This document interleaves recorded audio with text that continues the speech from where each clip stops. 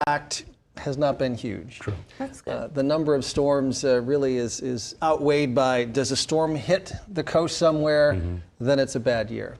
We'll see what happens the rest of this year. We know today has been a pretty good day for being and working outside, and this evening gets a rain factor of 7. It's still pleasant, gusty wind, but nice temperatures in the 70s for now.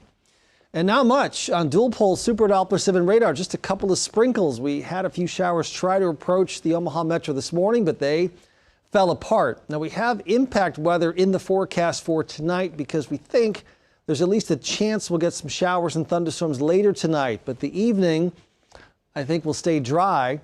And it's later on. Here's 1 o'clock in the morning. There's 4 o'clock in the morning. You see the scattered showers and thunderstorms develop in our area, although it now appears they'll be gone by tomorrow morning.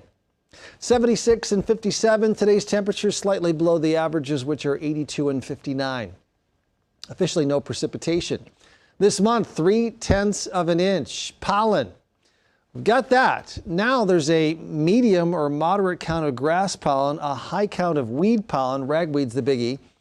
The air quality okay for the time being. Well, that's pretty. That's the view from the Lewis and Clark Monument. You've got I-29, the river, Epley Airfield, and the partly cloudy sky. 75, south wind 21 miles per hour. It's always unusual when it's warmer north and cooler south, but that's because there was a big area of rain across Kansas today, and that really rain-cooled air has blown up into Beatrice and Tecumseh and Lincoln. And even here in the Omaha Metro, we made a run at 80 had it not been for this gusty south wind, which is currently gusting to 31 in Omaha, 31 in Denison, 30 in Harlan from the south. Live dual pole, just seeing some sprinkles southwest of Lincoln. See the clouds kind of edging eastward, but as you look south into Kansas, this thing just sort of sat west of Topeka and produced heavy rainfall, and so that rain-cooled air up into eastern Nebraska. Well, that'll continue with us this evening. There's the rain chance early tonight, later tonight, maybe a few showers or thunderstorms. Looks like it's gone by morning, and a pretty good day on the way for Tuesday.